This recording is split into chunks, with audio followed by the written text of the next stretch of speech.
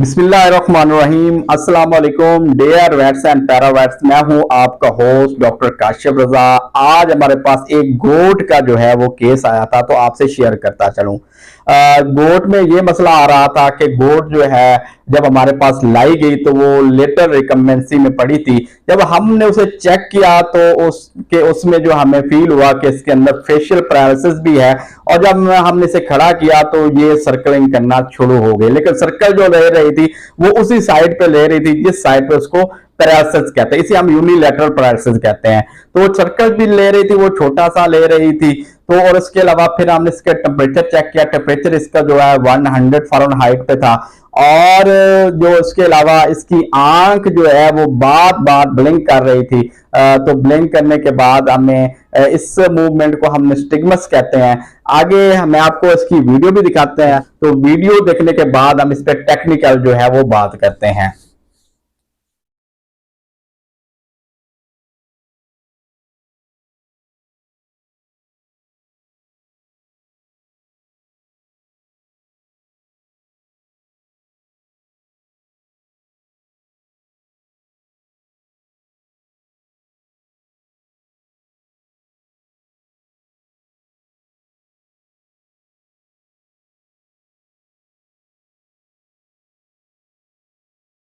Video sir आपने देख ली। जैसा मैंने आपको बताया था कि लेटर रिकम्बेंसी में पड़ी थी, यूनिलेटरल पैरालिसिस था, और इसके अलावा निस्टिग्मस भी था, और जब और टेम्परेचर भी 100 फ़ारेनहाइट पर था। जब मैंने थोड़ा सा क्लोजली आंख को चेक किया तो उसके अंदर जो है मुझे फील हुआ कि आंख जो है वो वाइटिश भी हो रही थी।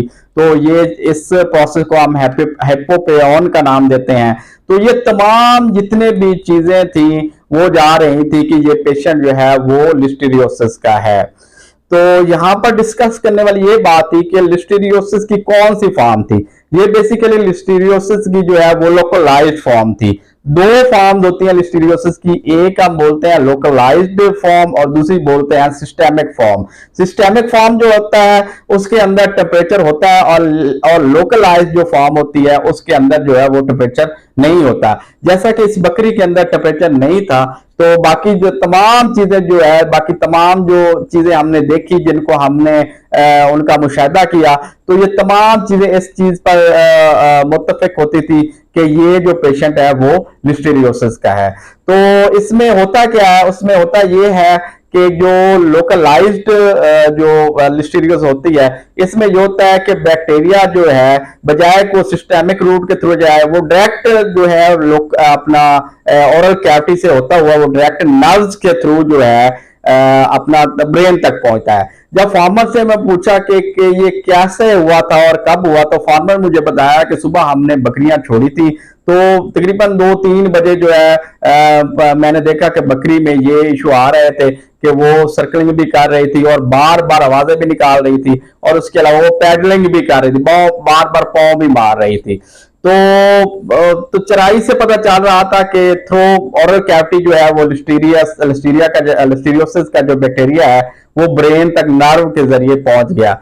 और जब ये बैक्टीरिया जो है वो नर्व के जरिए ब्रेन तक पहुंचता है, तो वहां पर जाकर ये जो है मेनिंजियोसेफलाइटिस करता है और ब्रेन ओडिमा का काज कर देता है। जब ब्रेन ओडिमा होता है तो उसमें यही साइन आना शुरू हो जाते हैं कि जानवर जो है वो उसके अंदर यूनिलैटरल पैरालिसिस हो जाती है, और उसी साइड पे, जिस साइड पे पैरालिसिस होती है, उस साइड पे जानवर जो है वो सर्कलिंग करना शुरू कर देता है। और उसके अलावा आंखों के अंदर जो आईज है उनके अंदर निस्टिग्मस स्टार्ट हो जाते हैं। निस्टिग्मस कहते हैं कि बार बार आंख का ब्लिंक करना। जब आप आंख उठाएंगे तो आप देखेंगे कि आंख का अंदर वाली साइड जो बार बार इस तरह ब्लिंक कर रही होगी। इसको हम प्रोसेस को निस्टिग्मस कहते हैं। और जब थोड़ा सा केस थोड़ा सा लंबा हो जाता है, 1-2 दिन हो जाता है, तो उसके अंदर हेपोपियन का भी इशू आ जाता है। हेपोपियन कहते हैं जी कि आंख के अंदर जो पीप का भर आना। तो इसके अंदर अभी हेपोपियन का प्रोसेस स्टार्ट हो रहा था। तो और उसके अलावा जो है वो गोड जो है वो पैडलिंग भी कर रही थी, वो नर्वस साइंस शो कर रही थी, और बार बार जो है वो आवाजें भी निकाल रही थी। तो ये जो पेशेंट है ये लोकलाइज्ड असेंडिंग लिस्टीरियोसिस का पेशेंट था। तो इसका हमने ट्रीटमेंट किया, और ट्रीटमेंट जो हमने किया उसके बाद जो बकरी है वो काफी हद तक बेहतर होगी। इसकी वीडियो आप देख लें आगे, तो वीडियो देखने के बाद आपको पता चलेगा कि काफी हद तक जो है बकरी बेहतर हो गई है।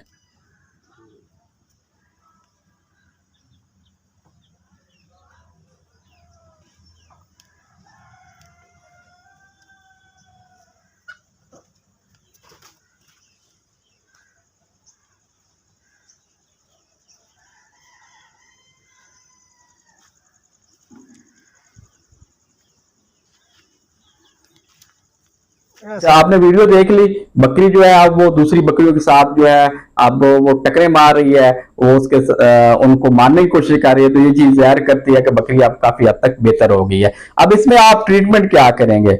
लिस्टीरियोसिस के अंदर जो ड्रग ऑफ चॉइस है वो पेनिसिलिन है, प्रोकेन पेनिसिलिन। और जो प्रोकेन पेनिसिलिन आप लगाएंगे वो 22,000 इंटरनेशनल यूनिट पर केजी के हिसाब से, आप लगाएंगे। और दूसरी चीज, जो ब्रेन ओडिमा को रोकने के लिए आपने यहाँ पर स्टीरॉयड का इस्तेमाल नहीं करना, क्योंकि स्टीरॉयड जो है वो ज्यादातर अमीनो सप्रेसेंट होते हैं, और जब भी हम कोई अमीनो सप्रेसेंट ड्रग लगाते हैं तो उससे क्या होता है कि ये जो लिस्टीरिया बैक्टीरिया है ये ज्यादा अपने आप को प्रोलाइफरेट करता है और ज्यादा ये पावरफुल हो जाता है। और यहाँ पर जो है आपने ब्रेन ओडिमा को खत्म करने के लिए स्टीरॉयड नहीं लगाना। अच्छा, अब जो ब्रेन ओडिमा को खत्म किस तरह करना है, उसके लिए आपने जो है नॉन स्टीरॉयड इस्तेमाल करें। और इसके अलावा जो है मैनिटॉल जो है मैनिलाइट के अंदर आता है, ये 20% में होता है। आपने 1 ml पर केजी बॉडी वेट के हिसाब से स्लो आईवी देना है।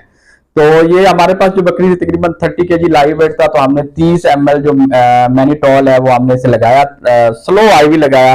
मेन चीज डोज इसमें बेस्ट नहीं होती, बल्कि जो डोज की टाइमिंग होती है वो बेस्ट होती है। आपने ये जो जितना भी लगाना है 1 ml पर केजी बॉडी वेट के हिसाब से, ये आपने 1 घंटे के अंदर इन्फ्यूजन इसको देनी है।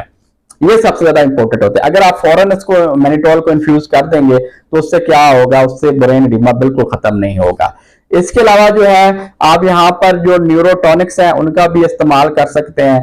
तो न्यूरोटॉनिक्स में सबसे बेस्ट जो है वो थायामीन है, विटामिन B1 जो है उसका इस्तेमाल करवा सकते हैं। और यहाँ पर इसके अलावा जो मल्टी विटामिन जो है और वो भी इसके लिए बहुत बेस्ट रहेंगे। तो आप तमाम दोस्तों से रिक्वेस्ट है कि अगर आपको मेरी वीडियो पसंद आती है तो काइंडली मेरे चैनल को सब्सक्राइब कर दें, शेयर कर दें, और नीचे मैं कोशिश करता हूं कि आपके कमेंट्स का जवाब देता हूं। तो दुआओं में याद रखिएगा, मिलते हैं नेक्स्ट टेक्निकल सेशन में। अल्लाह हाफिज।